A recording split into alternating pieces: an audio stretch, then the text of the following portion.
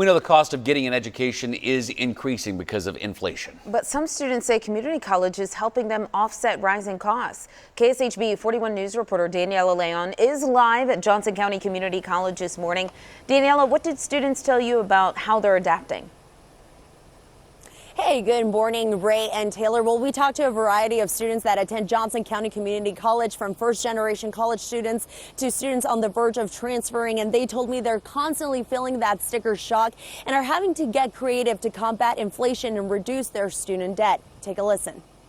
While finals week weighs on students at Johnson County Community College, inflation continues to do the same, as they can't seem to close the book on rising costs, including Drake Devine, who commutes 45 minutes a day to get to class. Gas has been a big expense of mine, and it's almost to the point where I like pay as much as I would in rent. Students on athletic scholarships like Monique Fair say the increase in rent and food hurts her bottom line, even though tuition is paid for. I think it was just like a shock for me to know how expensive Kansas City actually was, and living here and having to pay like bills on my own because I get no help from my parents. Even students who live at home are feeling the pinch. Gas and food prices for sure, and then just like looking to move out is extremely hard because apartment and housing prices are just like through the roof. Enrollment at Johnson County continues to see an upwards trend. According to their admissions office, students on average pay a third of the average cost of most Kansas universities. Fall tuition costs at Johnson County Community College is $97 per credit hour.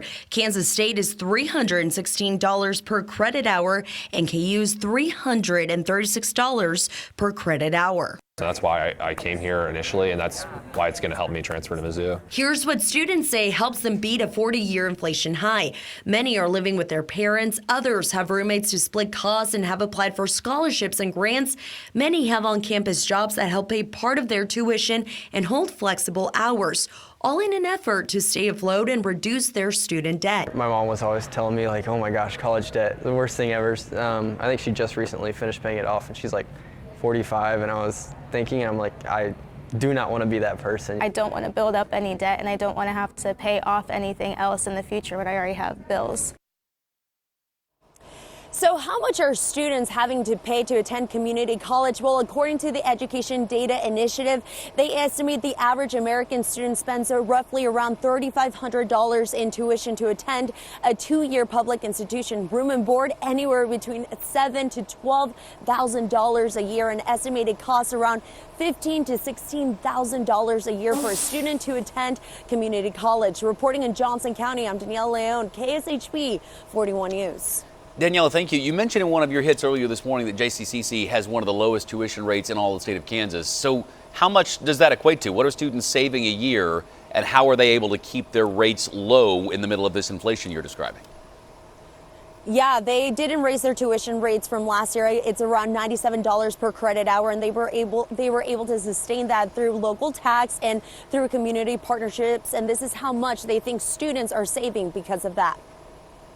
We're seeing folks saving upwards of $40,000 to $50,000 by attending here for their first 2 years as opposed to going away. And those savings are really becoming a really important part of the message that our students and families in the county are taking with them. By the way, every year Johnson County has roughly $2 million in scholarship funds available to students, and this year they awarded $1.6 million in scholarship funds. So students still need to apply and be able to obtain that extra scholarship money. And just a key piece of advice, that's something that I did when I attended Kansas State. I got a full ride scholarship from them and had outside scholarships, and at the end I made it to where I was getting paid to attend college. So you really have to take advantage of those opportunities. Daniela Leon live for us this morning at JCCC. Daniela, thank you very much.